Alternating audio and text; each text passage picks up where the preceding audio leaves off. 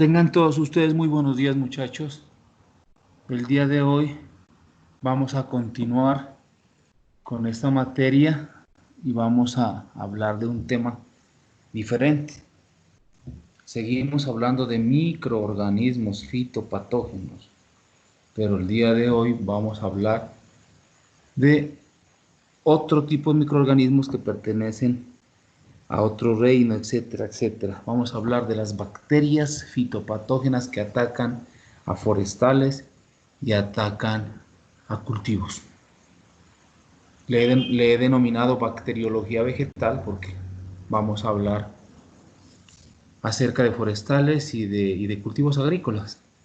Ahí podemos observar, en la primera diapositiva podemos observar ataque en pera, ataque en tomate chonto, en tomate de invernadero en la parte de abajo, en leguminosas, etcétera, etcétera, etcétera. Este grupo de microorganismos no es tan abundante y tan importante en daño y en presencia como sí lo es el reino que acabamos de terminar, que es el reino fungi, el reino de los hongos. Fungi u hongos es lo mismo, ¿no? Entonces, este es importante, ¿no? Se presenta con menos prevalencia, con menos frecuencia.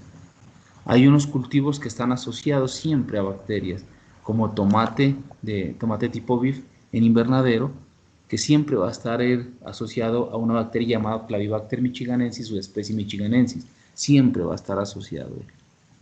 Entonces, de los microorganismos, lo más importante en número, en presencia, son los hongos. Cada vez que entremos a un bosque forestal o a un cultivo, siempre vamos a estar enfrentados a hongos. Bacterias cuando se presentan son devastadoras, ¿no? Pero no, ellos no tienen la frecuencia de presencia como la tienen los hongos. Bueno. Entonces, ¿cuál es el objetivo de este curso que vamos a ver? Que son más o menos 160 diapositivas en el tema de bacteriología.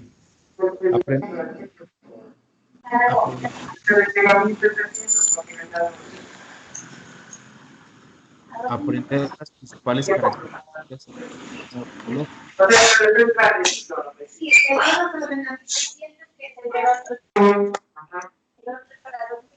Por favor, apaguen el micrófono, por favor. Aprender las principales características morfológicas y fisiológicas de las bacterias fitopatógenas. Diferenciar síntomas y signos más comunes producidos en las plantas por las bacterias fitopatógenas. Entender las etapas de desarrollo de una enfermedad fitobacteriana. Conocer la clasificación de las bacterias, la última clasificación de las bacterias fitopatógenas. Ejercitarse en el proceso de diagnóstico de una enfermedad fitobacteriana, estudiar las medidas de manejo adecuadas para ese tipo de enfermedades. Bueno, como lo habíamos enunciado en algún momento, la bacteriología vegetal. En la bacteriología vegetal están los famosos microorganismos procariotas. Están las eubacterias, espiroplasmas, fitoplasmas. Vamos a hablar de fitoplasmas y bacterias principalmente. La bacteriología vegetal está dentro de la microbiología, que estamos viendo pues microbiología. Y la microbiología está dentro de la fitopatología. O sea, para nosotros la disciplina grande es la fitopatología. Dentro de ello está la microbiología, y de la microbiología está bacteriología, micología, virología, nematología, etcétera, etcétera, etcétera. Ejemplos de la importancia de las bacterias a nivel mundial. Hay una bacteria que anteriormente se llamaba Pseudomonas solanacearum, hoy en día se llama Ralstonia solanacearum. Ustedes van a encontrar en internet, en libros de la biblioteca de la universidad, referirse a Pseudomonas solanacearum. Hoy en día ha pasado, ha cambiado, gracias a la biología molecular, ha cambiado a Ralstonia solanacearum. Es una bacteria muy importante en solanáceas, en musáceas. En musáceas causa el famoso moco del plátano. Bueno, Ralstonia solanacearum en la historia ha causado pérdidas de millones, de 9.4 millones de dólares causando el marchitamiento bacterial. ¿Marchitamiento bacterial en qué? En papa, en musáceas, plátano, banano, etcétera, etcétera, principalmente en esas. Pseudomonas syringae patobara-glicine, que es el tizón bacterial de la soya, 65 millones de dólares en la historia, estamos hablando de historia, ¿no? Pseudomonas syringae patobar-syringae, el tizón bacteriano del trigo, en la cual ha causado 18 millones de pérdidas. Xanthomonas campestris en algodón, Agrobacterium tumefaciens, que es la agalla de corona. Agrobacterium tumefaciens es una bacteria. Bueno, me anticipo a la morfología de las bacterias. Las bacterias tienen su genoma en la parte central de la célula, pero tienen un genoma externo, el famoso plásmido. Estas bacterias, en este caso de Agrobacterium tumefaciens, los investigadores, los científicos descubrieron que si se le coloca un pedazo de un genoma llamado ARN, ADN, de otro microorganismo, se lo introduce en Agrobacterium tumefaciens, ella toma ese pedacito de ADN o ARN que lo introdujeron y forma las proteínas de ese pedazo, codifica la proteína de ese pedazo. Entonces, ¿qué han hecho los científicos a nivel mundial? Utilizar Agrobacterium tumefaciens, que causa la galla de corona en muchos forestales, en muchos frutales. En la base del tallo se forman unos tumores inmensos en tomate de árbol, en forestales. Ella lo que causa es una alteración genética en la planta. Entonces, los científicos cogen y parten un fragmento del ADN de un microorganismo, del ácido nucleico, perdón, puede ser ADN o ARN, y lo introducen en esta bacteria, y esta bacteria codifica, produce esa proteína de ese pedacito, de ese fragmento que le han introducido. Lo más probable es que los 8 laboratorios que están trabajando a nivel mundial para solucionar el problema de COVID-19, uno de ellos está trabajando con Agrobacterium tumefaciens, en la cual sacaron un fragmento del ARN de SARS-CoV-2 y lo introdujeron en Agrobacterium tumefaciens, y él coge y produce esa proteína de ese fragmento que le introdujeron. Y esa proteína puede servir ya como una vacuna para los seres humanos. Entonces, una vez que entra esa sustancia como vacuna, el sistema inmunológico reconoce y produce el anticuerpo para él.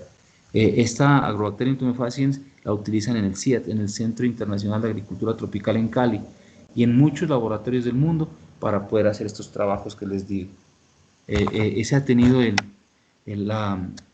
uso que ha tenido esa bacteria, el uso benéfico, porque ella es fitopatógena, produce agalla de corona en infinidad de plantas, en mora, en tomate de árbol, etcétera, etcétera, etcétera.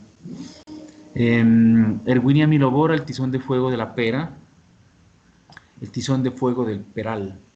Esta bacteria, todo lo que estamos hablando es fitopatógeno, todo lo que estamos hablando es fitopatógeno.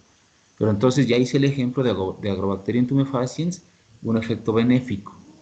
Ahora, Erwinia milobora, que es la bacteria causante del tizón de fuego del peral, esta bacteria fitopatógena, investigadores en los Estados Unidos estaban estudiando toda su biología de esta bacteria, porque en los Estados Unidos es muy importante esta bacteria, porque allá siembran cultivos caducifolios, ¿no? Los que botan la hoja en un tiempo, en un mes del año. Entonces estaban investigando esta bacteria, Erwinia milobora, estudiando su biología, su fisiología, estudiando todo lo que tiene que ver con ella. Y en una caja Petri que tenía un medio de cultivo agar nutriente, que es el medio universal, agar nutriente es el medio universal para aislar bacterias, se dieron cuenta que en el medio de cultivo, agar nutriente, donde estaba creciendo Erwinia milobora, se producía una sustancia de un color como amarillento. Entonces cogieron esa sustancia, la tomaron con algún instrumento de laboratorio y la aplicaron encima de una hoja. Dijeron a ver si este exudado, si este metabolito secundario de esta bacteria puede causar enfermedad o está involucrada en el proceso patogénico del tizón de fuego del peral, y se dieron cuenta que que ese exudado hacía que la planta se ponga más bonita, más verde, creciera más, etcétera, etcétera, etcétera. Entonces dijeron, mire, este compuesto favorece positivamente a las plantas. Y siguieron investigando eso y salió un producto que hay en el mercado, que es extraordinario, un producto, un agroquímico que hay en el mercado, que se llama Messenger con doble S, o sea, mensajero en inglés. Es de una empresa que se llama Plant Healthcare, PHC. Viene de los Estados Unidos y lo importa aquí, para Colombia lo importa una empresa agropecuaria colombiana que se llama Colinagro. Este producto, que se llama Messenger, tiene como ingrediente activo la proteína Harpin con H. Harpin con H.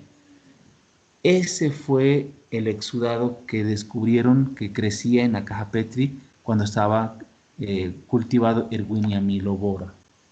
Descubrieron que producía una proteína llamada, ya la identificaron en el laboratorio, proteína Harpin, y la formularon en gránulos y la utilizaron para asperjar las plantas. Y se dieron cuenta que esa proteína Harpin que sale de Erwinia milobora elicita las plantas, elicita las plantas. O sea que cuando cae sobre un tejido, ya sea hojas, flores, frutos, etcétera, etcétera, hay unas proteínas en la membrana celular del hospedante, o sea, de la planta, y esas proteínas son transportadoras, o sea, reciben, primero que todo, identifican a la proteína Harpin, y ellas llegan y sirven como transportadoras y mandan al núcleo la información de que está posiblemente Erwinia milobora queriendo atacar al cultivo X, Y o Z. Entonces la planta llega y empieza en el núcleo se activan genes relacionados con la patogenicidad y activan el sistema inmunológico de la planta, que está mal dicho el sistema inmunológico. Uno dice sistema inmunológico para que le entiendan, pero el sistema inmunológico tenemos los seres humanos, los animales. Las plantas no tienen sistema inmunológico. Entonces activa el sistema de defensa de las plantas y las plantas producen óxidos, superóxidos, fitoalexinas, una serie de compuestos químicos que atacan a la bacteria o al virus que quiere penetrar en la hoja, en la flor, etc. Entonces, como no está Erwinia milobora, sino es un pedazo de ella, que es la proteína Harpin, entonces la planta ¡pum!, se defiende y se da cuenta que no está la bacteria. Entonces, ella permanece activado su sistema de defensa y en ese momento que permanece activado, que son 15 días, si llega algún microorganismo fitopatógeno, ella ya está lista para atacarla. Y como efecto secundario se dieron cuenta que esta proteína Harpin que salió de Erwinia milobora en el producto llamado Messenger activa genes de floración, genes de producción de clorofila, genes de crecimiento y genes que hacen que la cosecha salga más temprano, o sea, que se vuelva más precoz la cosecha. Entonces, este productazo que elicita a las plantas y hace que las plantas se defiendan principalmente para virus, también para bacterias, algunos hongos y nematos, pero este producto salió principalmente para combatir virus y algunas bacterias. Yo lo utilizo Messenger, lo utilizo en tomate de árbol cuando las plantas no han sido obtenidas, la semilla sexual no ha sido tratada con termoterapia, entonces ahí va una vina de partículas virales que atacan al tomate de árbol, entonces yo utilizo este producto en eso. Pero cuando no es tomate de árbol, yo utilizo ese producto en plantas sanas. ¿Para qué? Para aprovechar el efecto secundario de producción de clorofila, activación de genes de floración, cuajamiento, crecimiento, etcétera, etcétera, etcétera. Entonces yo utilizo ese producto para, para, para utilizar su efecto secundario, que es crecimiento, floración, etcétera, y para que la cosecha sea más precoz, o sea que si la cosecha llegaba en 12 meses, la cosecha puede obtenerse en 9 meses. En Samaniego, que es una zona donde producen bastante tomate de árbol, y hace años que yo fui a mirar unos cultivos que me llevaron allá, estaban atacados por el complejo de la virosis del tomate de árbol, que eso en todo lado encuentran ustedes tomate de árbol con virosis. A raíz de eso nosotros empezamos a producir plantas de tomate de árbol las cuales la semilla sexual la sometemos a termoterapia y luego la sembramos para que salga, germine y salga una plantica sin virus a raíz de eso. Entonces, ese producto lo empezamos a utilizar en Samaniego y ahí observamos, aprendimos los efectos principales, que es que combate al virus y la planta sigue trabajando, sigue floreciendo. ¿Qué pasa con los virus? Los virus secuestran la maquinaria metabólica de la célula. Entonces, al utilizar la maquinaria metabólica para el virus, la planta no la puede utilizar. Entonces las plantas se ponen amarillentas, enanas, no crecen, no florecen. Eso es un desastre. Es un desastre. Entonces, cuando se aplica Messenger, la planta coge y detiene, activa su sistema de defensa y hace que el virus no se replique, que el virus no produzca más ARN, no produzca su cubierta proteica, etcétera. Entonces la planta sigue creciendo, floreciendo, etcétera, etcétera, etcétera. Ese producto hay que utilizarlo cada 15 días. Bueno, ese producto lo vamos a ver cuando estemos hablando de virología. En este momento hice ese paréntesis porque estamos hablando del biloba. Pectobacterium carotoborum, su especie atrosepticum, perdón, es la famosa pata negra de la papa. Esa ha producido a nivel mundial, ha producido pérdidas históricas a nivel mundial. Por ejemplo, en este caso, 14 millones de dólares. Donde hay papa, ustedes van a encontrar Pectobacterium carotoborum, su especie atrosepticum, ¿no? Clyde michiganensis, su especie insidiosus, es el marchitamiento bacterial de la alfalfa. Bueno, hablemos un poco de la historia de la fitobacteriología o de la bacteriología, ¿no? Bueno, todo mundo ha oído o ha oído mencionar o ha escuchado o ha leído en los escritos acerca de Louis Pasteur. Louis Pasteur, un científico bacteriólogo francés que vivió desde 1822 a 1895. En Francia existe, en París existe el Instituto Pasteur, en honor a este gran científico que trabajó principalmente con bacterias y él dejó varios legados, varios trabajos y él abrió la puerta para la bacteriología humana. De ahí se desglosó la bacteriología pecuaria y de ahí se desglosó la bacteriología vegetal. Ese fue un científico, pero... Y Robert Cook también fue un investigador tenaz. De ahí salieron los postulados de Cook, que los vamos a ver más adelante, que significa mirar una planta enferma, aislar el microorganismo que está causando ese síntoma, purificarlo, ese microorganismo. De ahí, una vez que esté puro, volverlo a inyectar en una planta sana y que ese microorganismo reproduzca los síntomas de los cuales se sacó esta bacteria de una planta enferma. Entonces, esos son los famosos postulados de Koch. Verificar que el microorganismo que se aisló es el mismo que causa la enfermedad, ¿no? Bueno, Louis Pasteur y Robert Koch sentaron los principios de la bacteriología humana, ¿no? De los cuales están los postulados de Koch. Los postulados de Koch, por ejemplo, se desarrollaron para la medicina y se fueron utilizando, se fueron aplicando en la parte pecuaria y en la parte agrícola. Entonces, los postulados de Koch para la parte agrícola son lo que les digo: observar una planta enferma, un forestal o un frutal o cualquier cultivo, de la parte enferma de las hojas o del tallo, aislar ese microorganismo que puede ser una bacteria, un hongo, etcétera, aislarlo, ese microorganismo, purificarlo, una vez que esté puro, volver e inocularlo en una planta sana del mismo género y especie de la cual salió la enfermedad. Una planta sana se inocula. Y si este microorganismo que se inoculó reproduce los síntomas, entonces decimos que ese microorganismo es el agente causal de esa enfermedad. ¿Listo?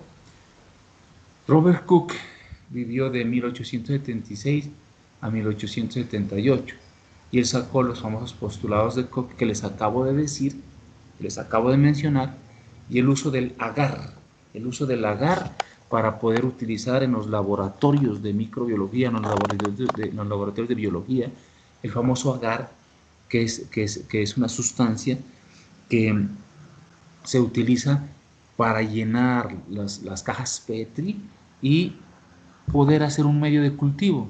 Por ejemplo, PDA, papa, destroza y agar. El agar es el que le da la característica sólida al medio de cultivo, sólida, para que se forme el medio de cultivo como una gelatina. La gelatina sí es común hacer en la casa. Entonces, eh, eh, el agar le da la característica de que se solidifique esa gelatina, que es el medio de cultivo que se utiliza. Primero se prepara, se esteriliza en autoclaves y se llena en cajas PET. Entonces, hasta ahí vamos con el agar, ¿no? Robert Cook fue el que aportó los postulados de Cook y el uso del agar. El uso del agar, él lo tomó por una coincidencia que obtuvo la esposa, que se puso a preparar diferentes productos en la cocina y utilizó un producto que solidificó el agua. Entonces él dijo, y ahí creó el tipo de agar, empezó a ver qué utilizaste, y empezó a utilizar el agar en los laboratorios de microbiología. Y un colaborador de Robert Cook estableció el uso de las cajas Petri, las famosas cajas Petri que son de vidrio, que se utilizan en todo laboratorio, cajas Petri pequeñas y cajas Petri grandes, en la cual se llena el medio de cultivo, ya sea para bacterias, ya sea para hongos, hongos que no sean parásitos obligados. Si son parásitos obligados, no se pueden cultivar, como los mildeos polvosos, los mildeos vellosos, las rollas no se pueden cultivar.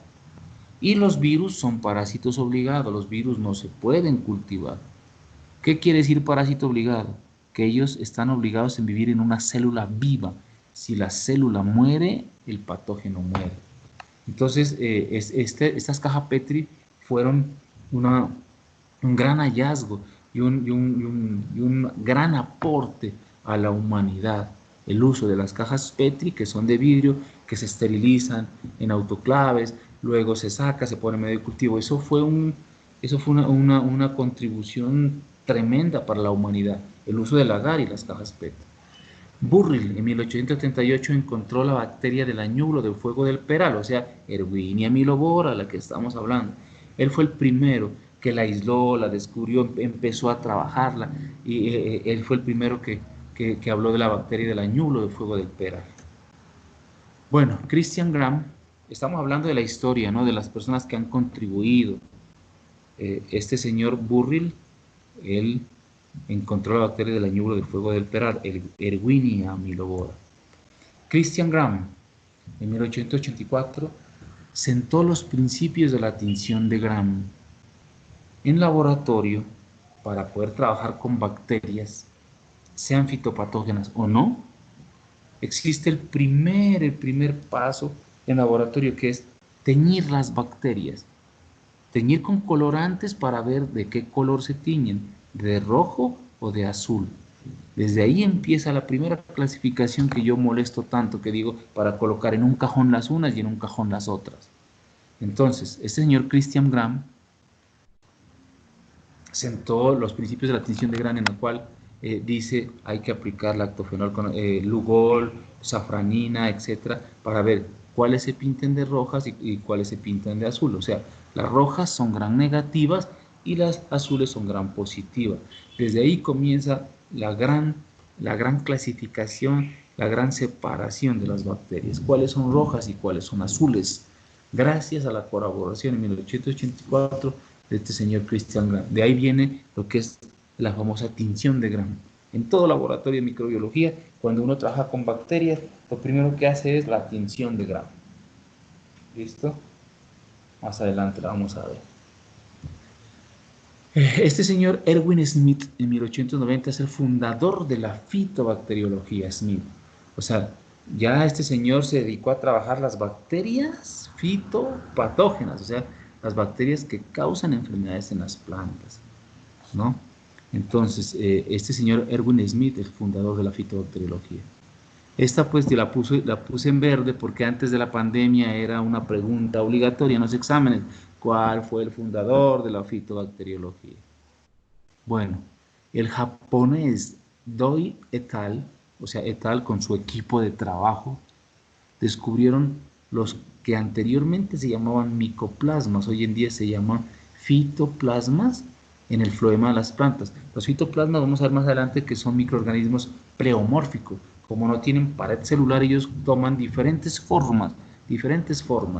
Y este señor Doi, en 1971, encontró estos micoplasmas que hoy en día se llaman fitoplasmas en el floema de las plantas. Wiltshire y Blatt en 1972 descubrieron las bacterias fastidiosas en el floema. Vamos a ver también, Xylella fastidiosa, por ejemplo, hay una bacteria que ataca a los cítricos, Xylella fastidiosa, en el floema, ¿no? Bueno, los microorganismos pueden ser clasificados en procariotas y eucariotas. ¿Por qué es obligatorio recordar lo que nosotros mirábamos en el colegio? En el colegio, cuando mirábamos las características de las células animales, las características de las células vegetales, que eso se mira en primaria, luego se vuelve a mirar por ahí en tercero o cuarto. Bueno, entonces en este caso tenemos que volver a recordar. ¿Por qué? Para poder darnos cuenta, para poder recordar qué son los microorganismos procarióticos y los eucarióticos. ¿Listo? Entonces, los organismos eucarióticos, como los hongos que los acabamos de ver, ellos sí tienen un núcleo definido, un núcleo verdadero. O sea, su ácido nucleico, ya sea ADN, en este caso pues ADN, ¿no? En el caso de los virus, pues estamos hablando de ADN o ARN, vamos a hablar en los virus. En este caso, los microorganismos tienen su ácido nucleico en un verdadero núcleo, o sea, están dentro de un núcleo. Esos son los famosos organismos eucarióticos, como los hongos que acabamos de ver. Los procarióticos, como las bacterias que hoy empezamos a estudiar, no tienen su ácido nucleico dentro de un núcleo verdadero. No tienen. O sea, el ácido nucleico no está protegido de una membrana o pared nuclear. No está protegido. Él está desprotegido. Por eso se llaman procarióticos, que carecen del núcleo, que carecen de un núcleo verdadero. Y los eucarióticos, que sí tienen un núcleo verdadero. Esa es la característica que la miramos en primaria. Miramos esto. Mitocondrias. Los eucarióticos sí tienen mitocondrias y los procarióticos no tienen mitocondrias. Ribosomas, los eucarióticos tienen dos tipos, grande y pequeño, y los procarióticos un solo tipo, pequeño. Cloroplastos. En algunos eucarióticos, sí, en células fotosintéticas, o sea, las células que, como las plantas, que pueden fotosintetizar. En los hongos no, los hongos que nosotros utilizamos, los que hemos trabajado, ellos no tienen cloroplastos, ellos no pueden fotosintetizar. Y las bacterias, que son las procarióticas, no pueden fotosintetizar. Pared celular. La pared celular en los eucarióticos es de celulosa y de quitina, ¿recuerdan? De celulosa y de quitina. Celulosa, los famosos pseudohongos, ¿no? Y de quitina los verdaderos hongos. En cambio, la pared celular de las bacterias fitopatógenas está conformada de peptidoglicanos y polímeros similares. Más adelante vamos a ver cómo está conformada, porque esta es una característica muy importante donde nos detenemos a hablar acerca de la pared celular de los procarióticos. Esto es para recordar lo que se ve en primaria. Bueno. Entonces cada vez nos vamos adentrando más a las bacterias fitopatógenas hasta poder hablar con seguridad acerca de este tipo de microorganismos que son procarióticos. La palabra bacteria proviene del griego bacteria, que significa bastón. Bastón. Desde ahí ya vamos viendo qué tipo de formas tienen las bacterias. Bueno, las bacterias humanas que causan enfermedad a los seres humanos tienen una forma y las que atacan a las plantas tienen formas bacilares, ¿no? Pero la palabra bacteria la tomamos de la medicina, sino que todo esto se va adecuando a la parte pecuaria y a la parte agrícola. Las bacterias fitopatógenas son microorganismos por lo general formados por una sola célula. O sea, son unicelulares, son unicelulares. Las bacterias son los organismos autónomos más pequeños. ¿Por qué decimos que son autónomos? Porque ellos se pueden dividir, se pueden multiplicar sin necesidad de que esté una célula de una planta. Se pueden dividir en el suelo, en el agua, etc. Pero se multiplican dentro del tejido vegetal sin necesidad de utilizar la maquinaria metabólica de la planta, como sí lo hacen los virus. Los virus secuestran la maquinaria metabólica de la planta para poder replicarse. En este caso son organismos autónomos más pequeños que miden de 1 a 5 micrómetros. No se puede ver a simple vista. Y si nosotros los vamos a mirar en microscopio compuesto, en los microscopios que hay en los colegios agropecuarios, en las instituciones agropecuarias, en el SENA, etcétera, en la Universidad de Nariño, hay que mirarlos con el objetivo de 100x, porque son de un tamaño muy pequeño, de 1 a 5 micrómetros. Eso es un tamaño muy, muy pequeño. Entonces, para poderlos observar, se coloca un poco de bacterias que están suspendidas en agua en un portaobjeto. Se le coloca el cubreobjeto y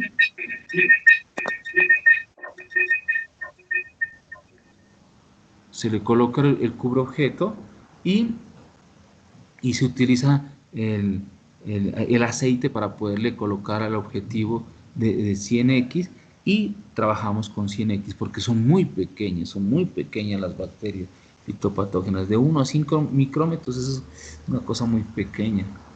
La ausencia de membrana nuclear distingue a la célula bacteriana como procariota. Eso es lo que estábamos hablando anteriormente, ¿recuerdan?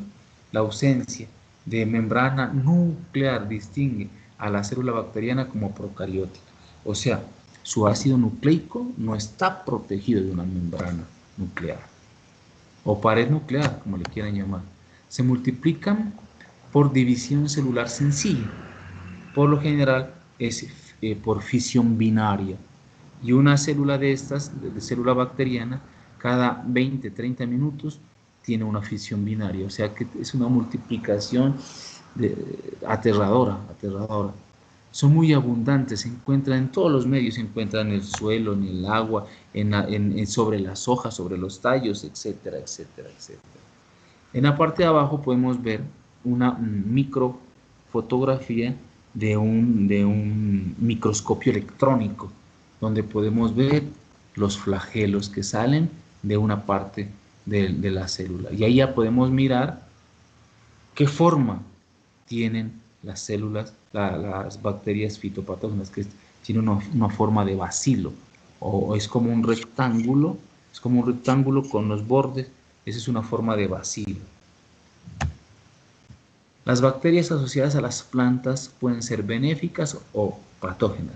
Nosotros vamos a estudiar las patógenas. Benéficas, por ejemplo, las que hay en el suelo, Bacillus subtilis.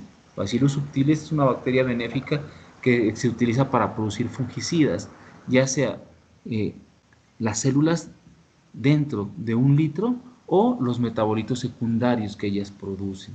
Bacillus subtilis, ¿no? O Bacillus amyloliquefaciens.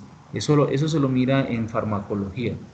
En el grupo B de la FRAC, que son los microorganismos que controlan a las enfermedades de las plantas por múltiples mecanismos de acción.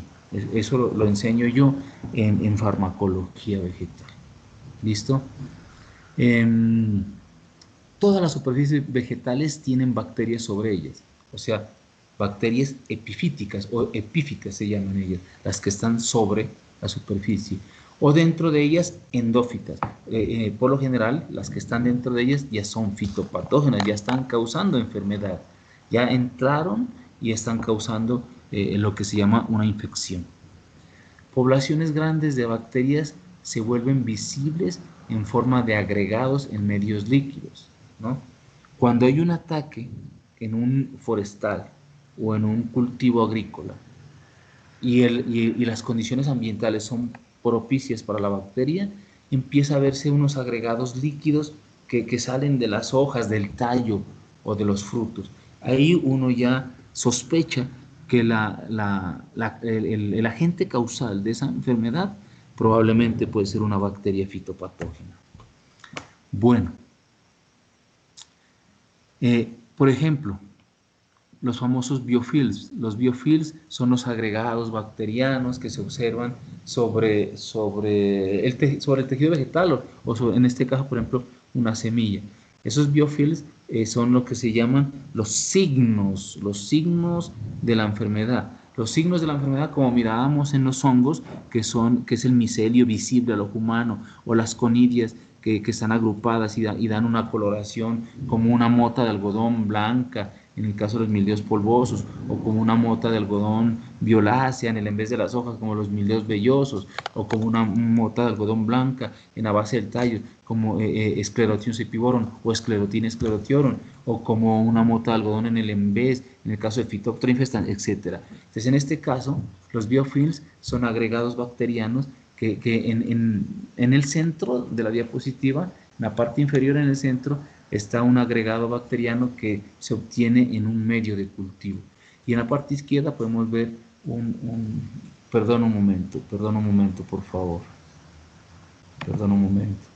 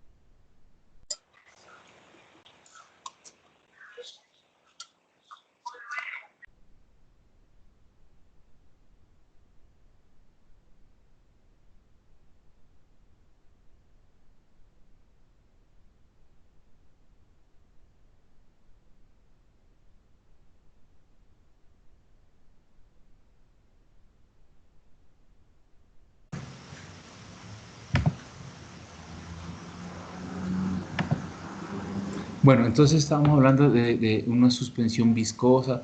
Cuando uno habla de una bacteria fitopatógena, siempre el síntoma es húmedo, húmedo, húmedo. ¿Por qué?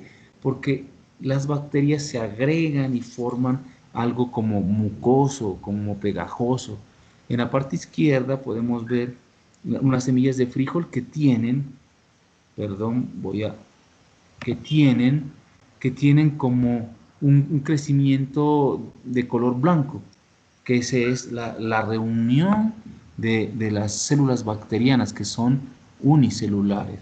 Y en la parte derecha podemos ver un medio de cultivo que puede ser agar nutriente o tantos medios de cultivo que existen, en la cual crecen las bacterias y crecen de esa forma, como de una textura mucosa, a diferencia de los hongos, que ellos producen hifas y es de color, y es seco. Acá producen como una estructura mucosa, como si fuera una mucosidad. Bueno, se requieren poblaciones mayores de 1 por 10 a la 6 UFC para que funcionen como agentes benéficos o patógenos.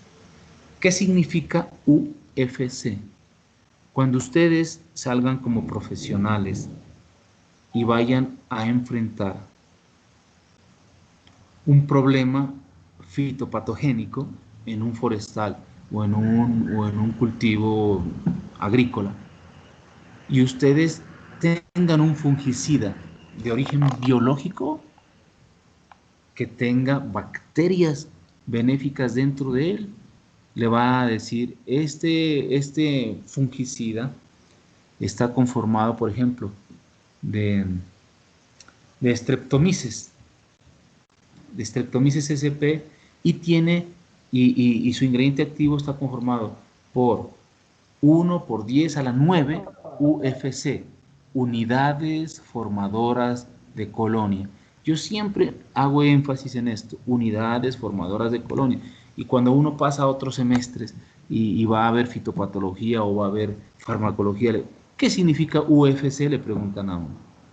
Después de haberse detenido aquí y hablar que UFC significan unidades formadoras de colonia, porque en las bacterias se habla de que forman colonias de estructura mucoide, ¿no?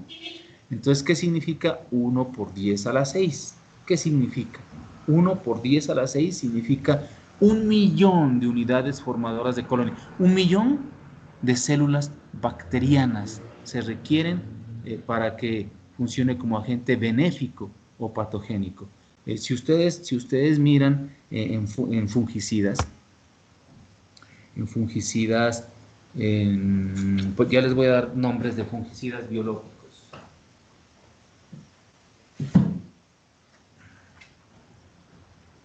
A ver, miremos aquí todos los fungicidas biológicos que existen, ¿no? Este es un capítulo nuevo que lo introduje en farmacología. Por ejemplo,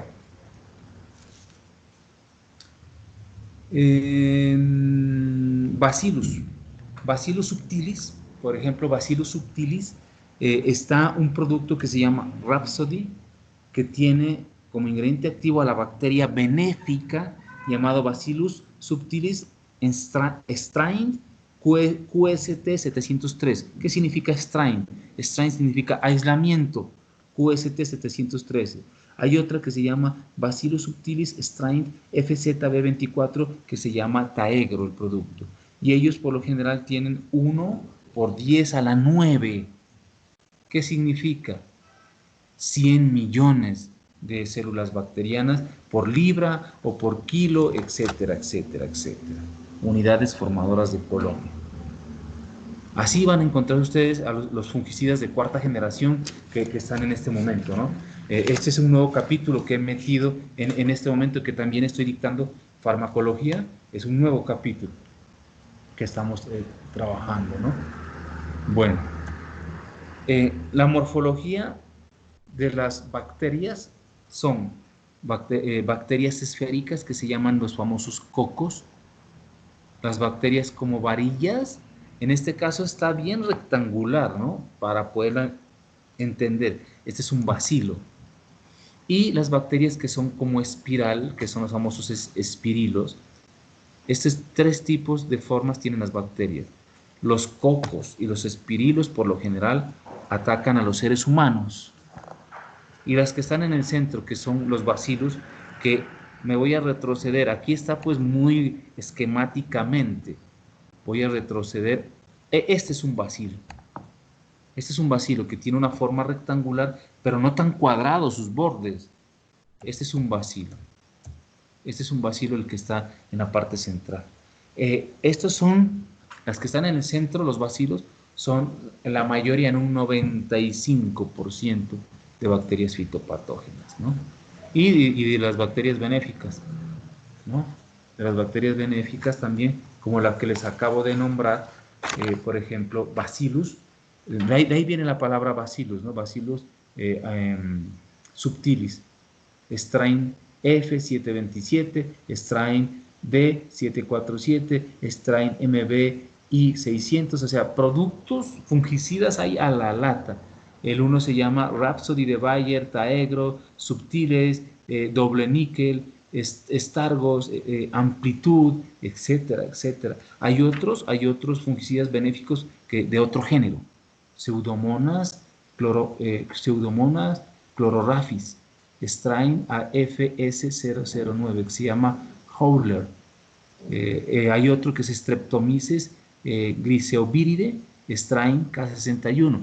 ese Streptomyces ya tiene una forma diferente, más o menos como espiral, etcétera. Existen microorganismos benéficos que el ser humano los ha cogido y los ha vuelto fungicidas para controlar enfermedades causadas por hongos fitopatógenos. Ahí les he dado un ejemplo, unos pocos ejemplos de fungicidas. Hay otro, por ejemplo, de otro género, del género Burkholderia sp, que se llama Majestene en español, en inglés. Es un nematicida. Hay otro que se llama Cejo, con el mismo Burkholderia. Bueno, mejor dicho, Aerobasidium. Hay productos a la lata. Este es un nuevo capítulo que les estoy dando a los muchachos de farmacología, para que sepan que existen enfermedades y que existe algo con que controlarlas. Entonces, las del centro, los bacilos, son los que fitopatógenos, ¿no? Bueno, ¿cuál es la forma y tamaño? Ya dijimos que la forma son bacilos, son como varillas rectangulares, pero más redonditas en sus extremos, ¿listo? La mayoría de las bacterias fitopatógenas son bacilares, o sea, de forma de bacilos, esta que vemos en el centro, que es como un rectángulo.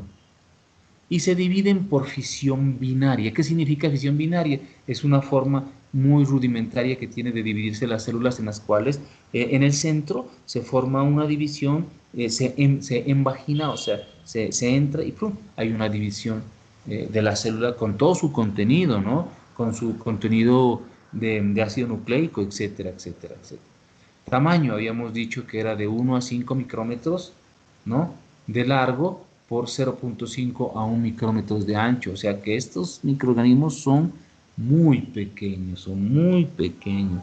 Por eso en el microscopio compuesto se los mira con dificultad.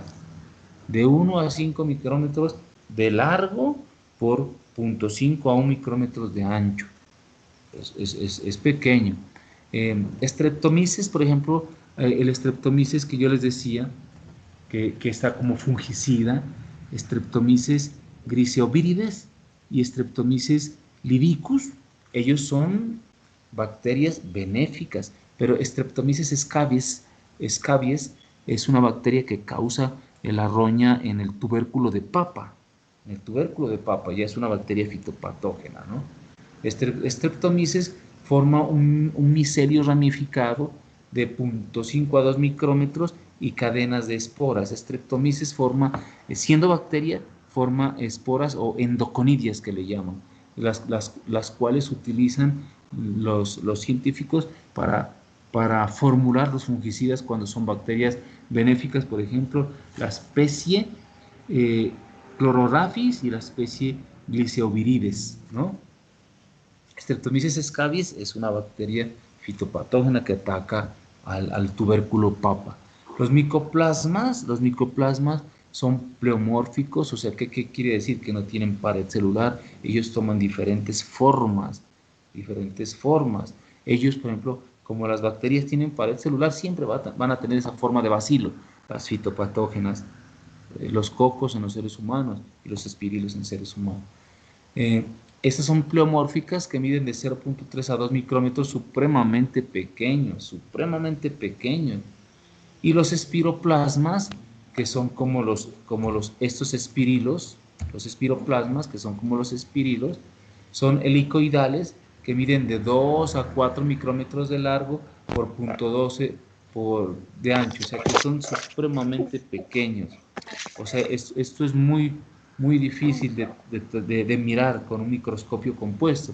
Ya se los puede ver con facilidad utilizando un microscopio electrónico. Aquí podemos ver la forma que tanto les vengo diciendo. La mayoría tienen forma de bacilo. En la parte derecha de la diapositiva podemos ver la forma bacilar de la mayoría de las bacterias fitopatógenas, que miden de 1 a 5 micrómetros de largo por de 0.5 a 1 micrómetros de ancho, de 0.5 a 1 micrómetros de ancho. O sea que son muy pequeñas, por eso hay que teñirlas. Y cuando hagamos la tinción en laboratorio, se los ve con mucha dificultad, muy pequeños se los ve, ¿no? Y ahí podemos observar que tienen unos flagelos en la parte de arriba, en la izquierda y en la parte derecha de la diapositiva de las bacterias bacilares, podemos ver que tienen unos flagelos, que son unas estructuras que le sirven a la bacteria para poderse mover, desplazar en el medio que es preferido para ellas, que es el medio líquido. En este caso, podemos ver Agrobacterium, que es la bacteria que yo le estaba diciendo, por ejemplo, de la especie Tumefaciens, de la cual utilizan los científicos para poder obtener resultados benéficos para la humanidad, ¿no?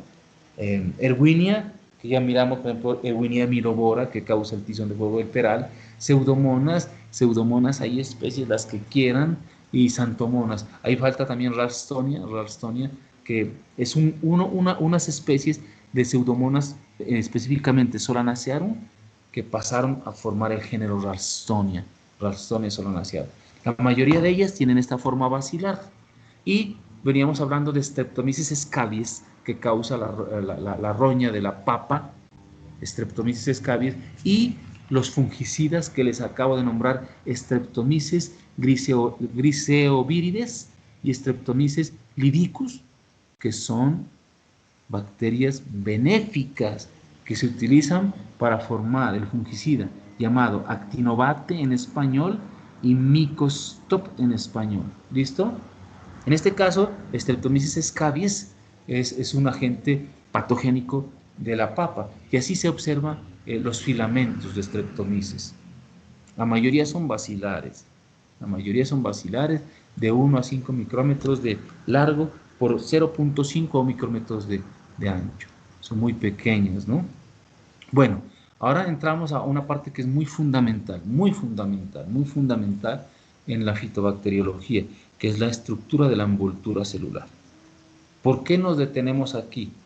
Porque aquí vamos a ver la diferencia que existe entre las bacterias azules gram negativas y las bacterias azules gram positivas, las azules gram positivas y las rojas gram negativas, gracias a esa contribución del señor Christian Gram, que nos dejó la tinción de Gram.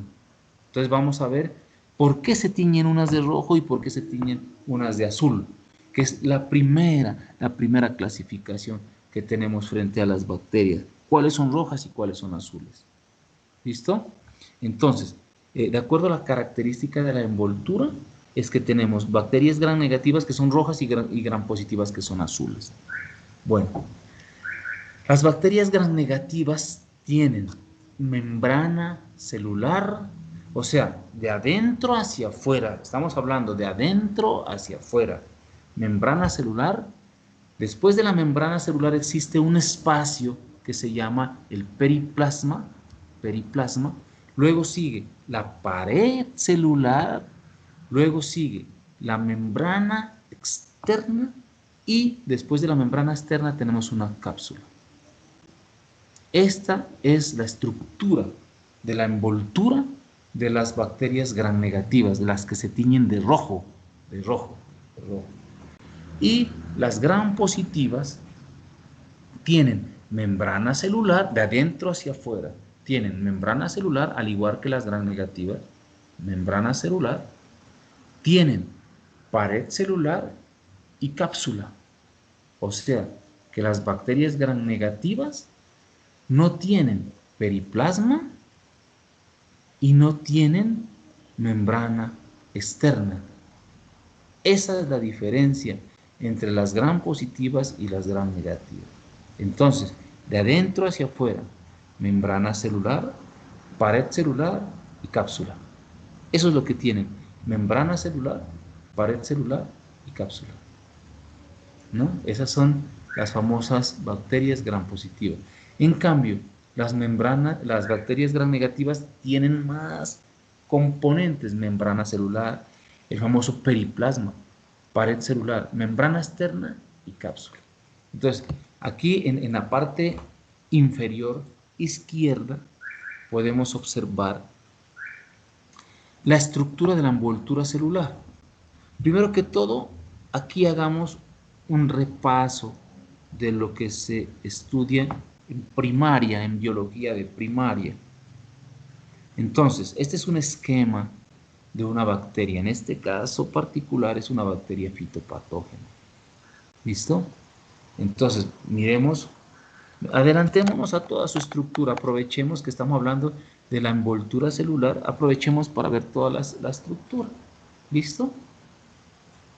Bueno, entonces, podemos observar que tiene el, el famoso cromosoma, que es el material genético, o sea, su ácido nucleico, conformado de ADN, ácido desoxirribonucleico. Este es el famoso ADN, ¿no?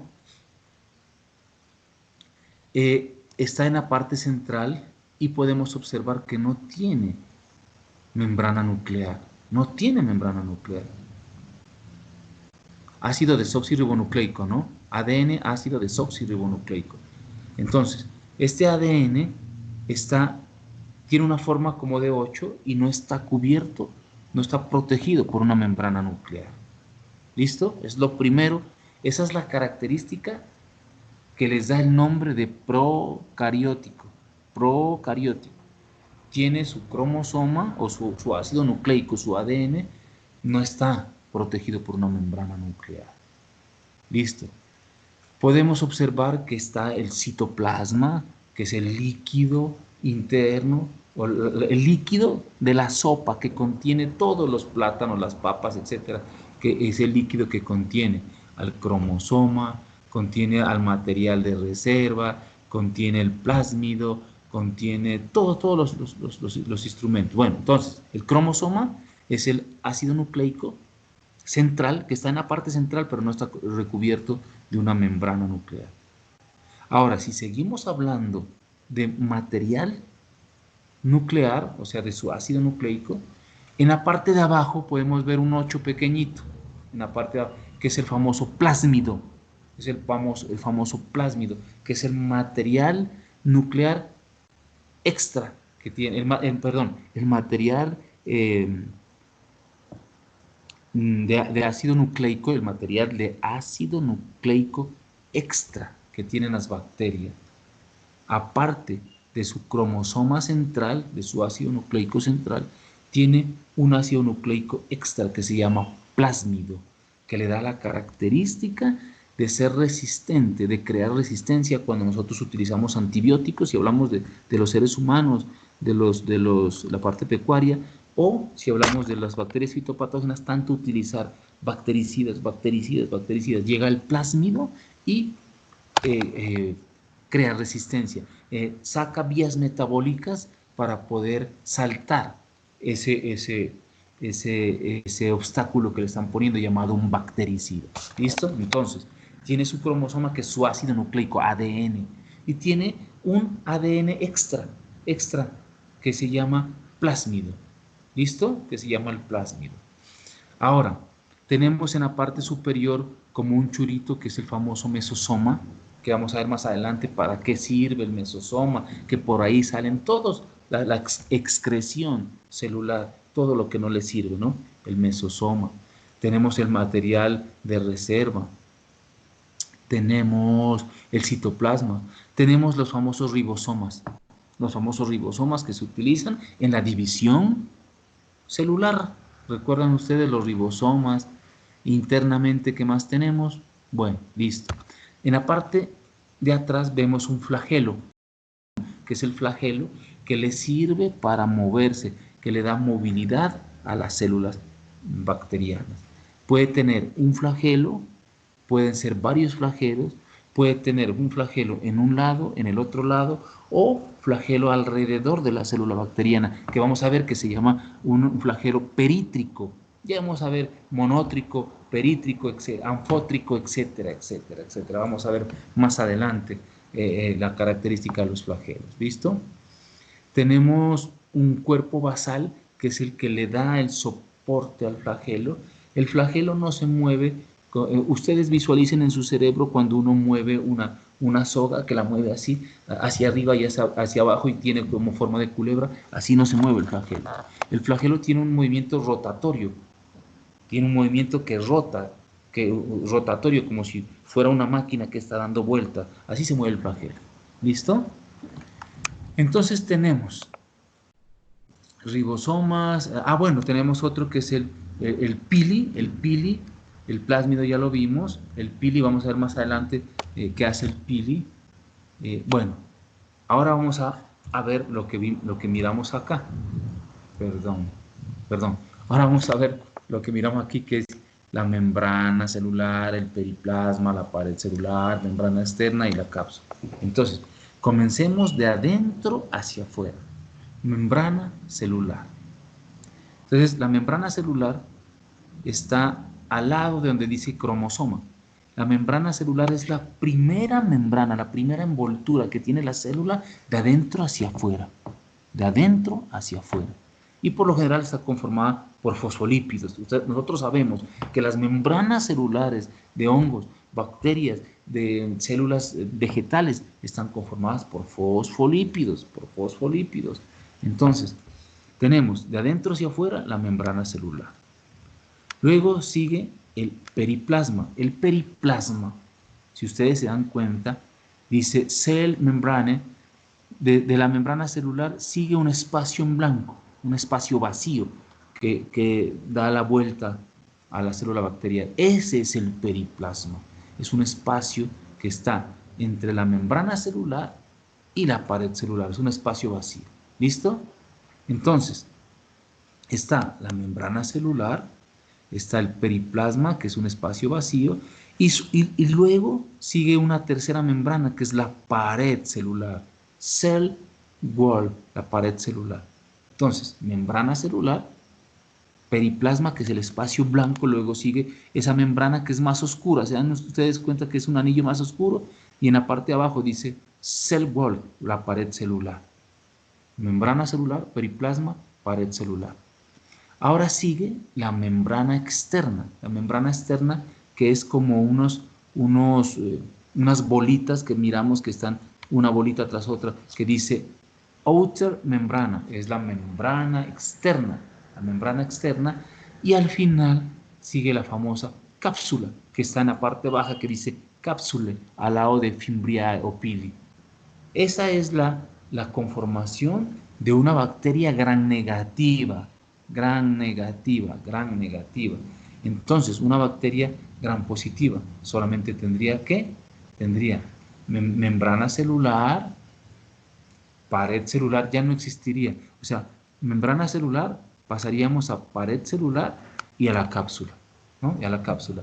En el lado derecho les he traído un dibujo que más o menos puede acercarse a una bacteria gram positiva, donde tiene la membrana celular, que es la primera, pues la capa rosadita, pues en este ejemplo, es la membrana celular, la pared celular, que es el borde de la capa rosada, y el color fucsia o violeta es la cápsula.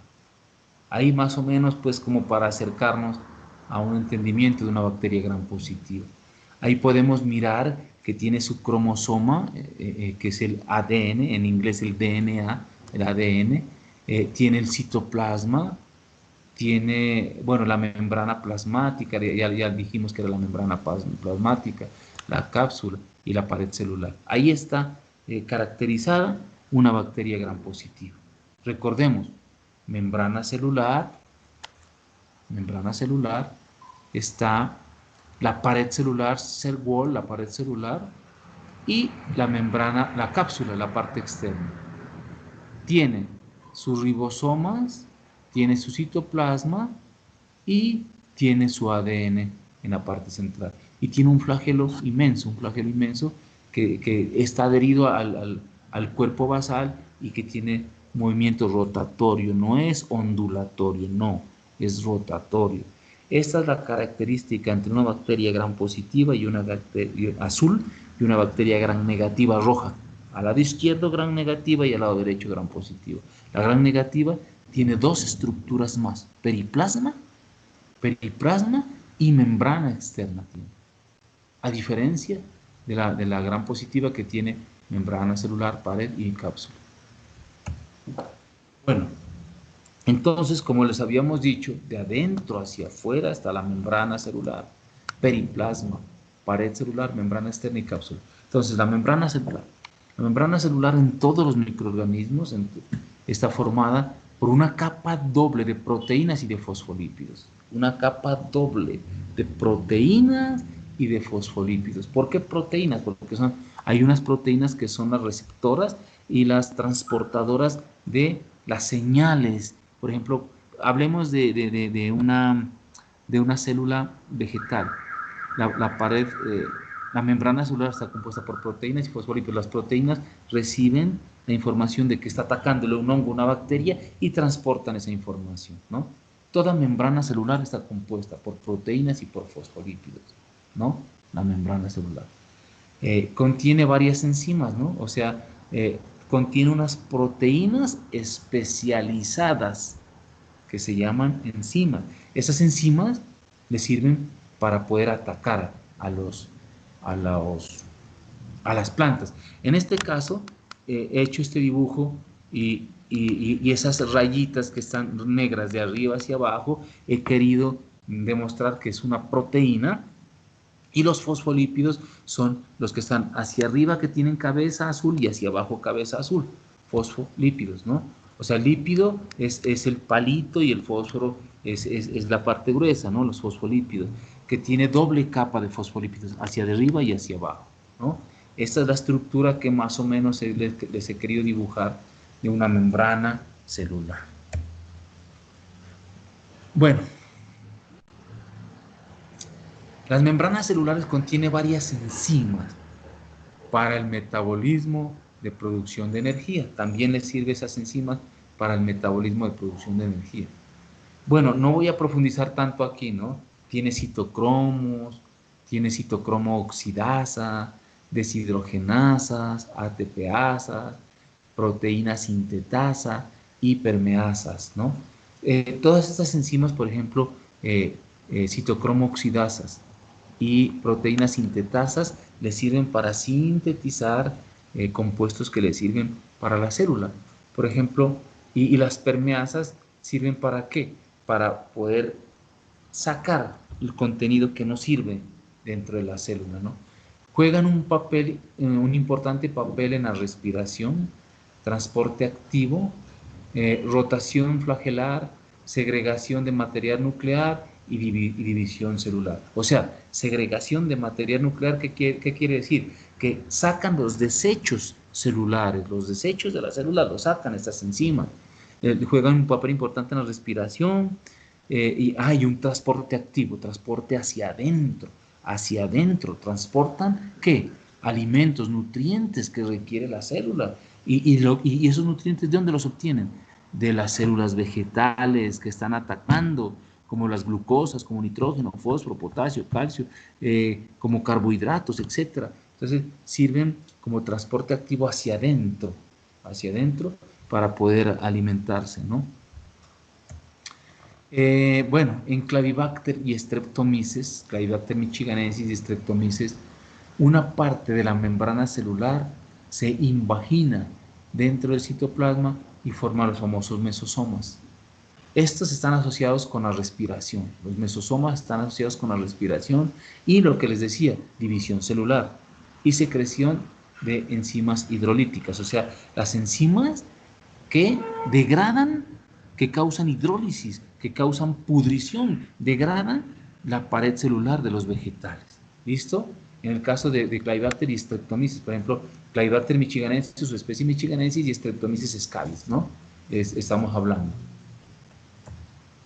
El espacio, bueno, ya dejamos atrás la membrana celular y vamos por el espacio periplasmático o el periplasma, que es el espacio blanco, el anillo blanco que está en la parte superior de la membrana celular. Es una matriz de polipéptidos y de sacáridos, o sea, de sacarosas, ¿no? Contiene enzimas que degradan el tejido de las plantas. Ahí en el periplasma se forman las famosas celulasas y pectinasas. Y tiene un transporte de metabolitos. Seguimos con la pared celular. La pared celular es un marco rígido que mantiene la forma de la bacteria, la forma basilar de la bacteria fitopatógena, y sirve de protección de la bacteria fitopatógena. Está compuesta por una macromolécula llamada peptidoglicano. Es una macromolécula llamada peptidoglicano. ¿Qué es el peptidoglicano? Es una cadena de unidades alternas de N-acetilglucosamida y ácido N-acetilmurámico y un corto péptido responsable del entrecruzamiento de las cadenas. Aquí lo podemos observar. Aquí les he hecho más o menos un esquema del ácido N-acetilmurámico, que es el M, en la parte superior. En la parte central está N-acetilglucosamida, que es lo que les dije, de cadena de unidades alternas de N-acetilglucosamida, que es la principal, N-acetilmurámico y un corto péptido. Entonces está en la parte central G, les he denominado G, N-acetilglucosamida, ¿no? Que es la glucosamida. Luego en la parte superior está el ácido N-acetilmurámico y en la parte inferior está obviamente el ácido N-acetilmurámico, pero unido con unos péptidos. Esa es la composición de la pared celular: N-acetilglucosamida y ácido N-acetilmurámico. Bueno, la membrana externa, que es la que está por encima de la pared celular, está presente solamente en las gram negativas, formada por una capa doble de fosfolípidos. La membrana externa está formada por una capa doble de fosfolípidos, lipopolisacáridos y varias proteínas, ¿no? Provee canales para la difusión pasiva de nutrientes, o sea, canales para que entren nutrientes a la célula, ¿no? Esa es la membrana externa. Entonces, como toda membrana, ya sea membrana celular o membrana externa, está compuesta por fosfolípidos. Y la membrana celular está compuesta por proteínas y por fosfolípidos. En este caso, lipopolisacáridos y varias proteínas, ¿no? Esta es la membrana externa, a diferencia de la membrana celular. Recuerdan que tenía únicamente proteínas y una capa doble de fosfolípidos. ¿Recuerdan? En este caso he hecho un esquema donde están las rayitas negras, son las famosas proteínas, los fosfolípidos que tienen fósforo a la cabeza y el tallo es el lípido, ¿no? Y los lipopolisacáridos, que son proteínas con azúcares que les he colocado, que está rayado con un palito negro. Así les he hecho un esquema de la membrana externa para que memoricen, pues, de qué está conformada. Bueno, la membrana externa es una barrera permeable, ¿no? No es una barrera impermeable. Si fuera una barrera impermeable, muere la célula bacteriana, porque no le va a entrar nada. No le va a entrar nada a la parte interna, nada le va a entrar. Es una barrera permeable que permite que entren nutrientes y que salgan desechos de la célula bacteriana. La cápsula, bueno, la membrana externa de la cápsula es una capa de extrapolisacáridos y protege la célula bacteriana. Entonces, bueno, esta es la cápsula que la tienen todas, ¿no? La gram positiva y la gram negativa. Entonces, la reacción de Gram. Todo esto es para explicar la reacción de Gram. Descubierta empíricamente en 1884 por el investigador llamado Christian Gram. ¿Recuerdan que habíamos hablado de Christian Gram? ¿Y en qué consiste esta tinción de las bacterias que fue descubierta empíricamente? Entonces, el primer paso. Bueno, ¿qué pasa? Nosotros tenemos una célula bacteriana, la aislamos. Se la puede aislar directo. Yo en laboratorio les hago a los estudiantes, cojo una hoja por lo general de tomate que tiene Clavibacter, o una hoja de repollo, de lechuga que está atacada por santomonas. Entonces cogemos nosotros, hacemos un corte normal de la parte donde está afectada, donde tiene el síntoma, y se coloca pedacitos pequeñitos de 0.2, 0.3 o 0.4 centímetros cuadrados, que contenga parte sana y parte enferma, y se lo coloca en un tubo de ensayo que tenga 1 centímetro cúbico o menos de 1 centímetro cúbico, medio mililitro de agua destilada estéril, y ahí se la deja a unos 5 minutos. ¿Para qué? Para que las células bacterianas que están en el tejido vegetal salgan al agua. Y después de 5 minutos o 10 minutos, ya coge uno con un asa de transferencia y la pasa a un portaobjeto. ¿Y qué pasa? Después coge uno ese portaobjeto que tiene agua con célula bacteriana y con un cubreobjeto lo distribuye hacia el lado derecho, hacia el lado izquierdo, como si estuviera trapeando usted, como si estuviera trapeando un suelo, coge sobre el portaobjeto y trapea, puede ser con un pincel que esté limpio, estéril, y trapea hacia un lado, hacia el otro lado. ¿Para qué? Para distribuir el agua con la bacteria, ¿no? Entonces, una vez que esté distribuida, coge uno sobre un mechero y empieza a flamearla. ¿Qué significa flamear? Coger un portaobjeto y pasarlo sobre la llama, lo pasa al lado derecho, al lado izquierdo. O sea, pasa la llama y la pasa al lado derecho, no la deja en la llama.